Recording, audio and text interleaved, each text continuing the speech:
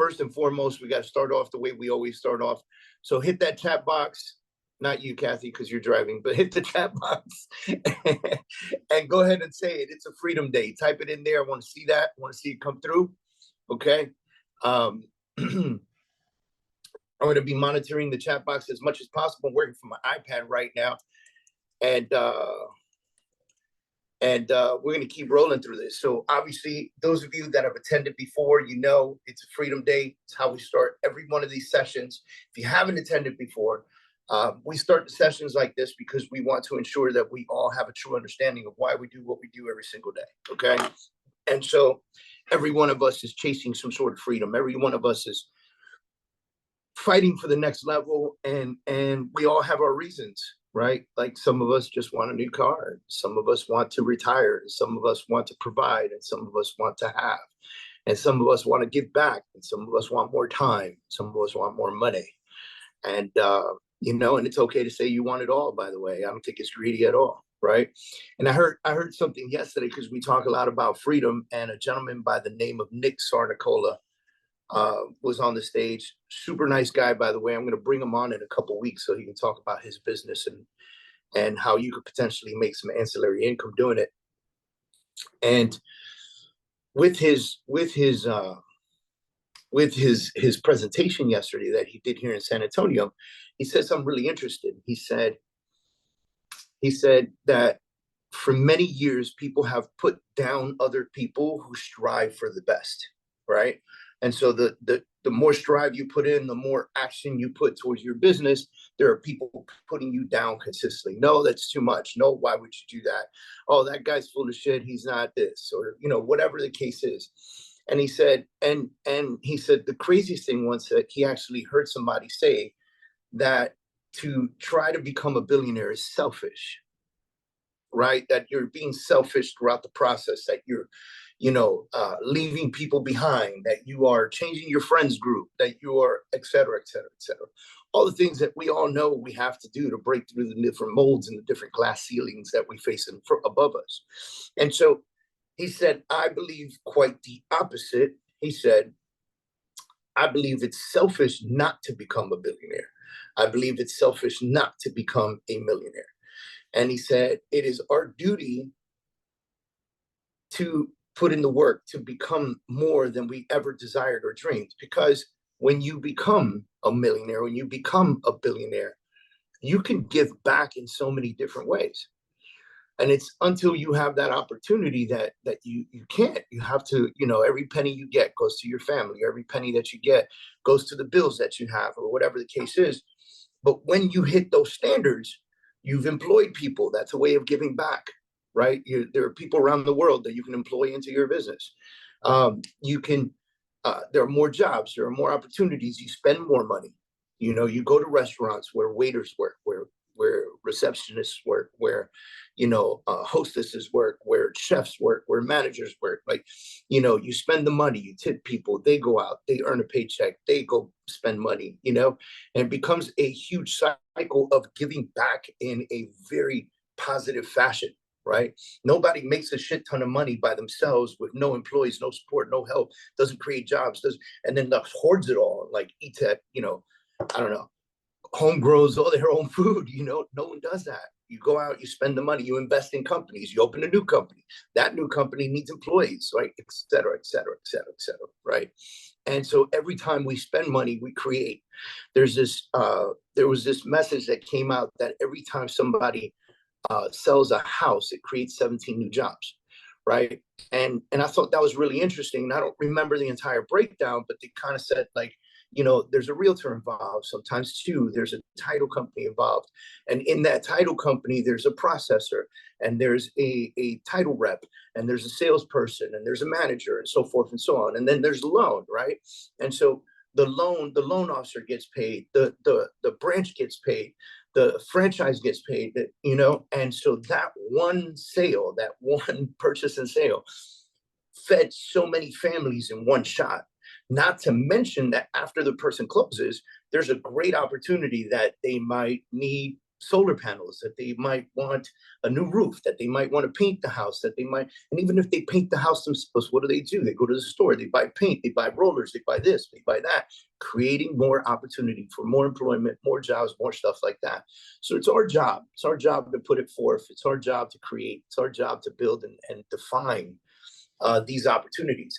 And so I found that really interesting, and I wanted to share that with you because I think that was one of my biggest takeaways from yesterday here in San Antonio.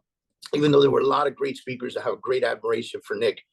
And so what I'm gonna next couple of weeks, we're gonna be bringing some guests on here, and then what I'm going to do is, so we've spent like maybe the last 4 weeks on getting listings and working listings, right? And then we're gonna spend today we're gonna talk quite a bit about mindset and foundation, right? Next week, I'm bringing on Mike Venerio. He's going to talk about investing. He's a great guy, man. He was a realtor in my office. He started with flips, turned it into wholesaling, then then started building his own properties. Now he builds like beautiful houses and puts them up on Airbnbs on his 5th one. He's in the process of remodeling and building an 8-unit building. Like, this guy, he's done it from grassroots, ground bottom, and he's systematically building it up. And he'll tell you, Dave, I'm broke. Like, every time I make money, I just put it all back out, you know? And it's interesting, right? And I think about, associate what he said, what he's doing, and what Nick said. Like, this guy's remodeling an 8-unit building. How many jobs do you think he created for right there? Just doing that, you know? And so I'm going to have him on next week. The following week after that, I'm going to work to have Nick Sarnicola on, the gentleman that I'm talking about. And that's where I want to spend the day talking about ancillary incomes, things that we can do as realtors to not only earn a real estate commission check, but to also earn in other opportunities where you don't take away from your real estate business. I'm not telling you to stop selling real estate and go sell shampoo. I'm telling you that there are opportunities where you could build in creating affiliate relationships with folks so that you become the conduit to everything for that property. So that somebody calls you and says, hey, I need a new roof. You got somebody? And you have an affiliate agreement with a roofing company. They come out, they give a good quote, they get chosen, you might earn a commission, right?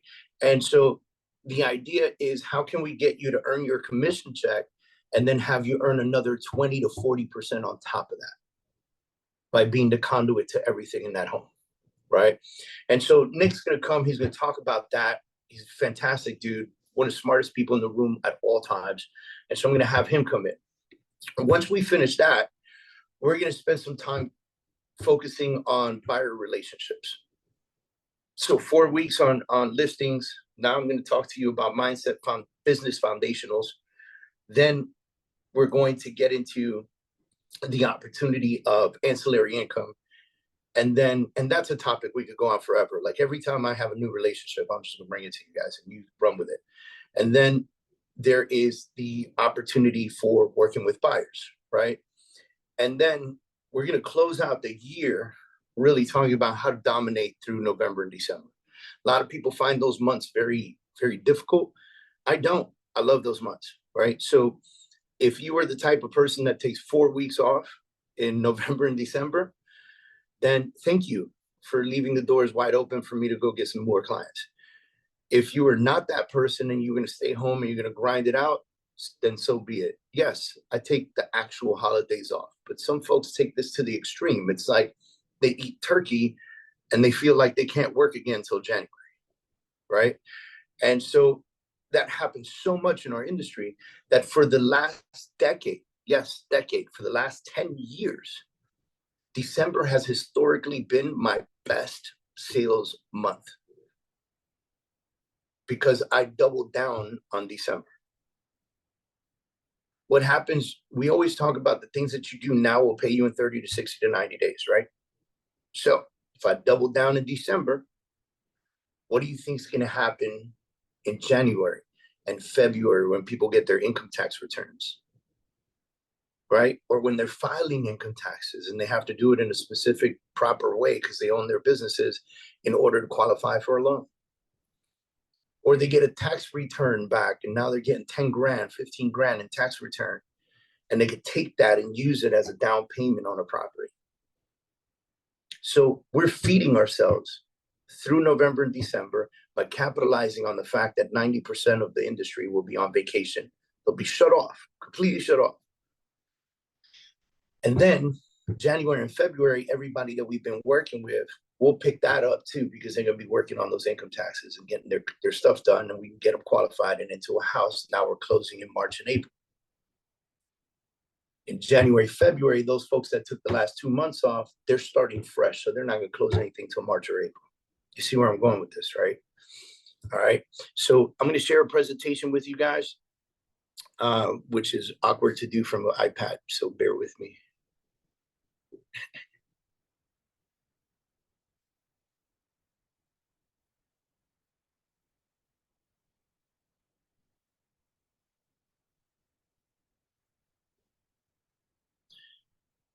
All right, Michael, unmute yourself. Let me see if let me know if you can see my screen.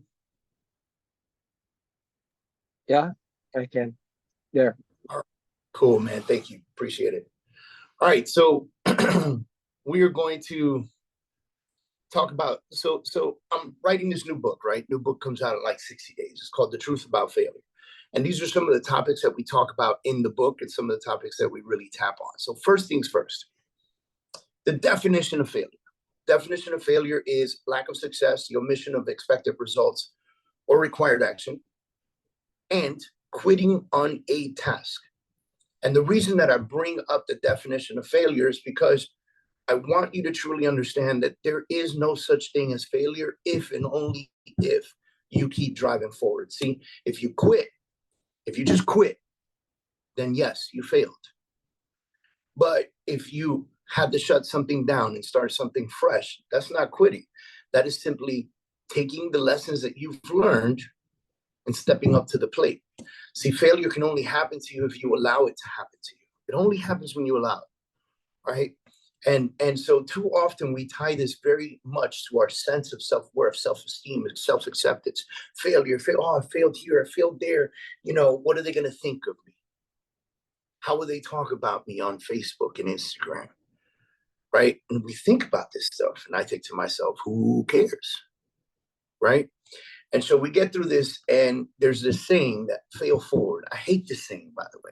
I hate the saying fail forward, because if you follow what everybody was into, like maybe, I don't know, 7-10 years ago, everybody was into the story of The Secret. You guys remember The Secret, right? Everybody was into the story of The Secret.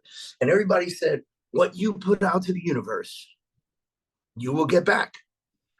And so whatever that means to you, whatever you believe the universe is, right? For me, there's a universe, but it was created by God. So whatever I put out, right, God's gonna get back to me. Whatever, and so they say the universe is monetary. It doesn't understand things. It just hears and provides. So if you say, I want money, it'll give you money. But it'll give you money in the form of a interest return check on your savings from your bank for $2.42, right? Or you might win $2 on the lotto, or you might get cash back on a credit card reward, right? You have to be so ultimately specific and choose your words wisely. And so if I always joke with people, and especially from stage, and I say, when I was a kid, I used to dream of wanting a big house, and I wanted like a bunch of really pretty women to live in my big house with me, right? You guys can laugh at that. It's funny. It's okay. And what happened was the universe said, no problem. I got you. And I do. I live in a big house with a lot of pretty women. My mother, my mother-in-law, my 3 daughters, my 4th one when she visits, and my wife. Feel what I'm saying? Right? I wasn't specific. The universe said, no problem. Here you go. I reached my desired goal. And so what do you think happens when you put out to the universe? Fail forward. Fail forward. Fail forward. Fail forward. How do you think the universe responds to that? The universe says, cool. If you need to fail in order to move forward, then I'll help you with that. Or we can adjust our mentality and say, succeed forward. Succeed forward. I want to succeed in life. I want to win in life. I will win in life. I will succeed forward. And it's very interesting because some of us are hardwired, right? I grew up with a Latina mom in a Latino neighborhood, okay? And my Latinos could get with me on this, right? I can't speak for other, ethnicities, but I can speak very well on the Latino mindset. This is what you hear from the time you're a child. No, get down from there. No, you're going to get hurt. No, you're going to get burned. No, that little boy is whatever. No, get away from there. No, move away from the street. No, to grab my hand. Everything starts with no. And so as adults, you're almost hardwired. No, I can't do this because I'm going to get hurt. No, I can't take that risk because it's too risky. No, I can't become an entrepreneur. I must go to school for 30 years and then become a doctor because that's the only way to win in life, right? Which is, believe it or not, why there are so many Latino doctors and lawyers, right? And so the idea of being able to rewire your mindset and rewire the things that you're discussing, well, that takes work. It's not easy. You have to catch yourself. And then you have to almost train the people around you so that they're not saying it around you. And in my house, we catch each other.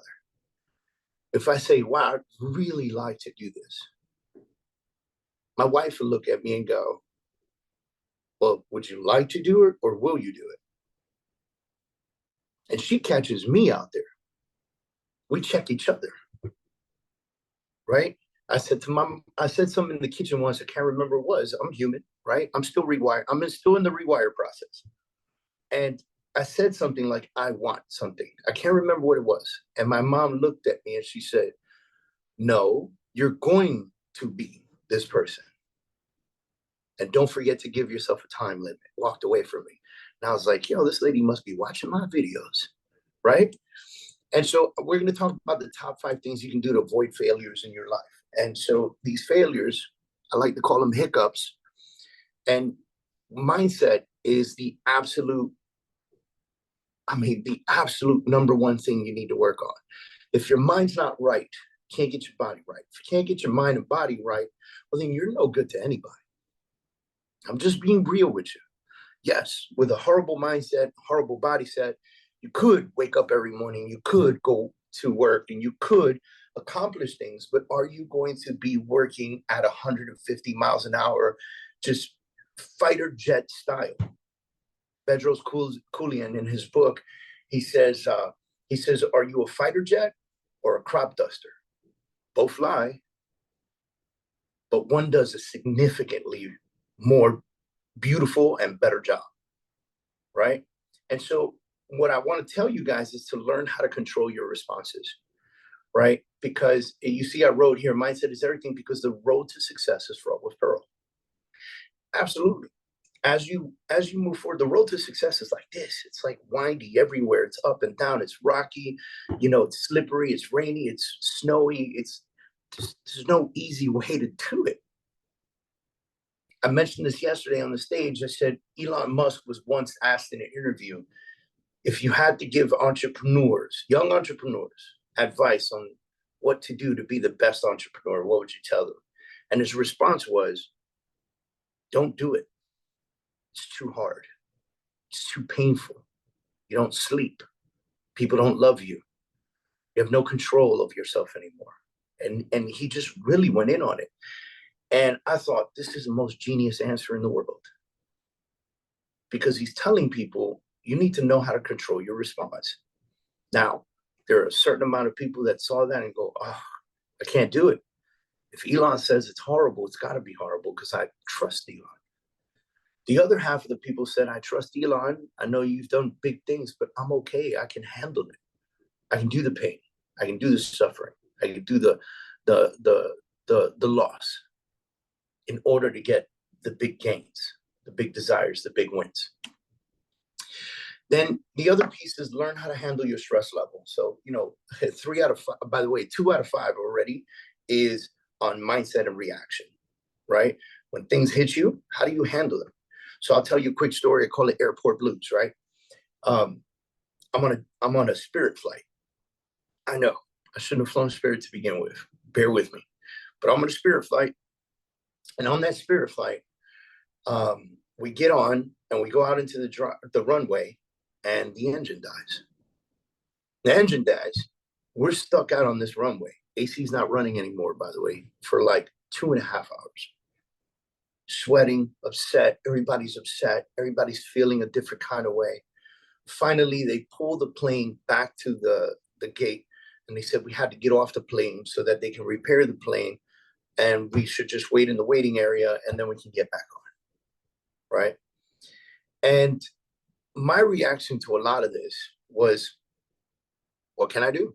There's nothing I can do. There's nothing I can do about it. But I started to sit back and watch the people, watch the crowd. And we had the victim. I call him the victim. This is a person that feels like this happened because they were there, right? And so this girl, she gets on the phone and she goes, she's screaming and crying like she's bawling. In my 24 years of life, I've never had to deal with anything like this in my life. And I was like, whoa, put your seatbelt on because you got a lot of life left, kid. Like, shit's about to get crazy, right? Then we had the complainer. The complainer was a person that got up every 10 minutes to go up to the desk to yell at the ladies working behind the desk, as if they were the mechanics. They have no other choice but to be there because they have to service and be customer service, but they're not the mechanics. They don't know when it's going to be fixed. They're not the tower. They don't know if we're going to be able to take off. They don't know any of this stuff. They're not weather people. They don't know if the weather is going to be incumbent on us. Like, nothing. They know none of it. Yet the complainer is constantly on them. What's going on? What's going to happen? Da, da, da, da. Then we had the demander. This was a person that would get up every 30 minutes and say, I demand we get a new plane. I demand to speak to the manager. Like, okay, it's Spirit, guy. We're not getting a new plane, right? Like, what do you think? They're hiding one in the back pocket, you know? Then we had the spectator. This was a person that didn't bother anybody, but they encouraged the victim, the complainer, and the demander. The spectator was a guy who sat in the background and was like, yeah, that's right. Cheered him on, right? Yeah, go get him, right? We all know spectators. We've all seen them, right? They're the cheerleaders. Then we have the chill and the pensive, I call them. That's my category. I was chill. What am I gonna do? Me and my wife sitting back. I think my wife watched a movie. She played some games on her phone. You know, I caught up with work. I changed my appointments. I was supposed to have 2 meetings in Las Vegas that day. Obviously, I was missing both of them. I'd moved them for another day.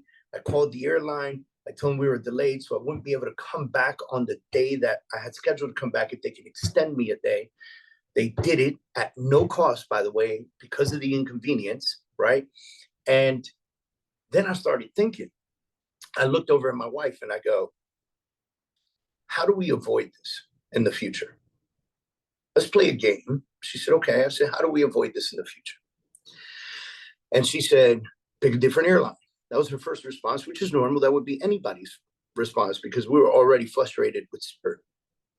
And I said, I don't think that's the answer because every airline has delays and every airline has issues, right? I said, so what else could we do? She said, well, if you fly first class, things are different. You know, yes, the plane could get delayed, but you get treated a little bit differently. I said, you're right. Less stressful, more space, a meal, right? I said, you're right there, but what else? And she said, well, we could fly private, but to charter, it's expensive. I said, it is expensive. It's very expensive. But you see, I was already thinking bigger than that because on my computer, I was already researching how much it costs to purchase a private jet with a bathroom. I realize there's a lot of private jets out there that don't have a bathroom, and I don't want that. I need to use a bathroom. So I said, what if we bought a private jet? And then we chartered it out when we're not using it because we won't use it all the time, right? And it paid for itself. And she said, that's genius, but you know we don't have money to buy a private jet. I said, yet? See, the idea was, How do we never, ever again be put in this position? And we came to the conclusion that money could solve that. And so how do we make enough money? What businesses do we create and add? And how do we make enough money so that we can take this and buy a private jet? And that's the plan. That's the mission, right? I already got a name for my jet. I have it on my dream board and I have my logo already on it because I believe that we're going to get there.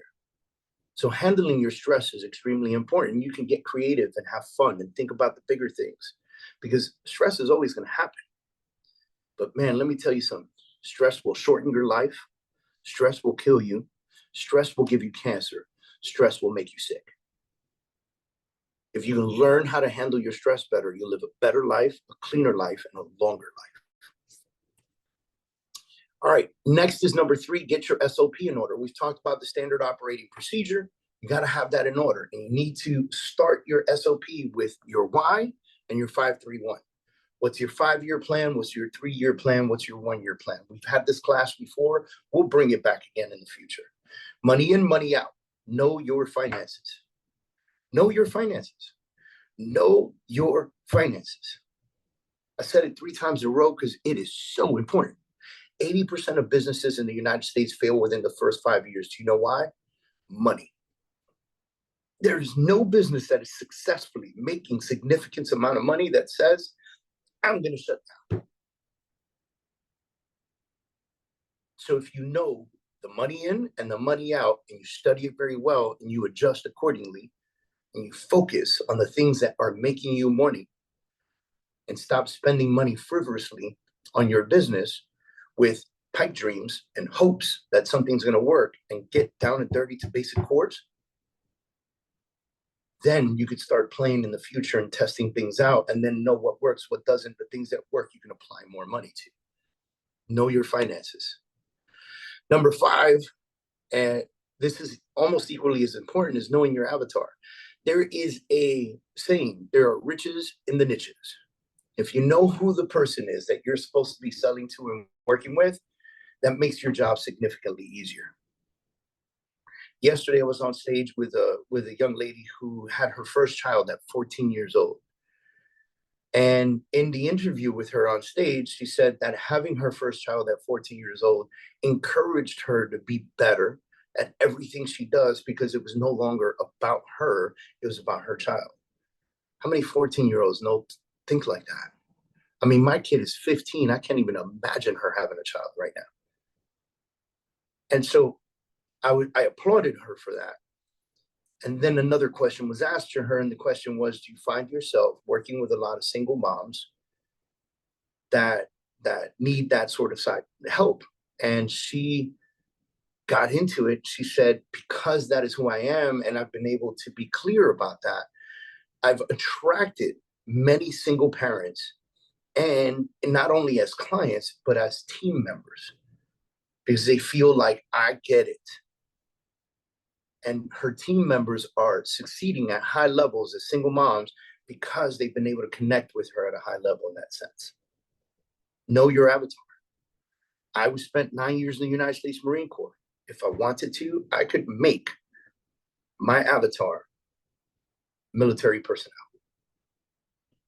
Because I'm a coach, my avatar is real estate agents. And I have a specialty in helping people develop teams. That's my avatar. The last piece that I'll give you is kind of like the bonus is find leverage. Leverage is key, right? Now, you can build your business, you can have your foundation. These are the pieces that really matter the most. But when you're ready to scale, you're going to require leverage. And in the beginning, we talked about creating jobs and doing all that stuff. That's what this is. Leverage people. People matter. And so if you can hire people to bring leverage on, whether they be buyer's agents, an assistant, 2 assistants, a marketing director. Yesterday, we discussed a team that had a director of growth and a director of sales. It's the kind of stuff that we're talking about.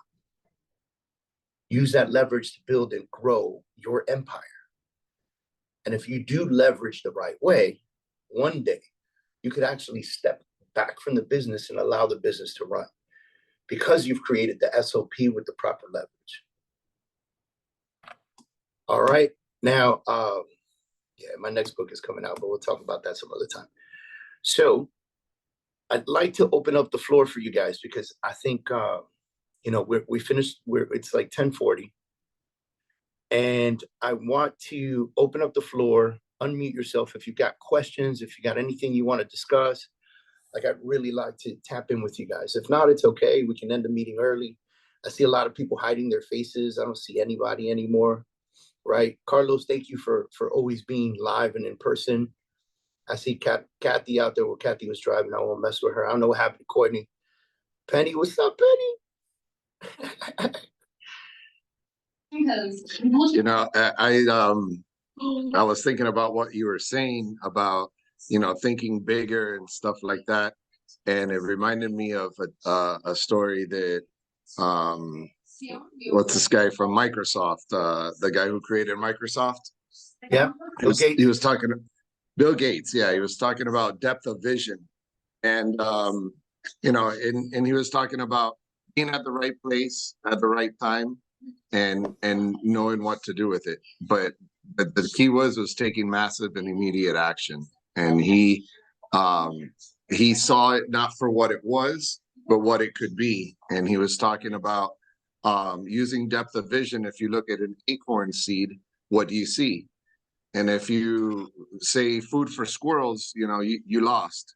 And what it was, well, using depth of vision, what do you see? Well, I see an acorn tree. I say, okay, you know, that's great. You know, that's a good start. But using depth of vision, when you look further into it, what do you see? It's you actually would see a forest. And you know, some people would say, oh, well, furniture. No, yeah, that's good. But the forest is, you know, it could take hundreds of years to create that forest. So it's about like building a legacy that exceeds your life, you know, that can, people will remember you for, you know, years to come. So that was a good story. Yeah, it's a really good story, man. And it's funny that you mentioned that because yesterday somebody on stage said that that a big part of being lucky is being in the right place at the right time. And they actually talked about Gates a little bit. And they said that you can't be in the right place at the right time at your house. Right. And so, and they were using the story to congratulate everybody who actually came out to the summit. Because look, they said, you guys are here to learn what we're bringing to the table, which is huge, but you're also here to network with the people around you. You never, ever know what comes out of it. You never know who you're going to meet. You never know any of that stuff. Like, look, man, I've been traveling a lot and I've met some of the most amazing millionaires and billionaires that I've ever met in my life. And they're my friends. You know what I mean? And I met Pudge Rodriguez. Like, who meets Pudge, right? And went out to dinner with Pudge. And my wife got along with his wife. And me and him were talking about the island. And, you know, and blah, blah, blah. Now we have each other's phone numbers. And we were checking on each other with the hurricane yesterday. You know, being out and exposing yourself. Exposure is everything, you know? And I love your story, man. Thank you for sharing that, because there's so much truth to that, you know? Anybody else want to jump in? Anything else? If not, we can cut out and I can check out of my hotel and I can go home.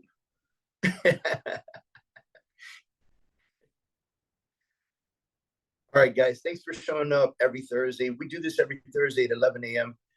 Like I said, next week, we're going to have a whole investment piece to this. So next week, Thursday, 11 a.m. Eastern Standard Time. That brings us next week. We got investment. Week after that, we'll talk about ancillaries. And then we're going to bust out into buyer setups. And then next year, we're actually going to dumb down this training, not dumb it down. That's a bad choice of words. We're going to take this training and we're going to flip it to once a month, believe it or not. And so although we do this weekly and weekly and weekly, I think that we would be significantly more impactful if we spent 90 minutes together once a month. And then what I'm going to do is create a group coaching platform. And I'm going to divide those up. And that might be a paid platform. I haven't quite decided yet. But with the group coaching, it should be very different. I'm going to limit it to 20 people per group. And what I'm going to do is it's going to be a coaching session. So what I do right now, we call it coaching, but it's really training, right? And then coaching sessions allow me to interact with you directly. So like, you know, if Courtney had something going on in his business that he really just wanted to dig into, he could come to the group coaching session. We could talk about it in front of everybody. And then I would coach him and hopefully at the same time help other people in the group.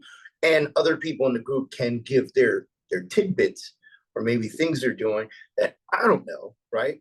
And we could dig in on it, dial in on it together. So that's group coaching. And we're going to do that at a high level. So we're going to start working on those systems in January. And then we'll make sure everybody knows when we're going live. It'll probably be the first Thursday of each month or something like that. So that way it stays top of mind and we'll make sure it's on everybody's calendar. But we'll figure it out. And then the group coaching, we're probably going to have 2 sessions a month with that. So it's going to be a really good time. All right. Eileen, thank you for showing up. I appreciate you. Guys, take care. Be blessed. Hope everybody in Florida is super safe and everything's good out there. And we'll see you guys soon.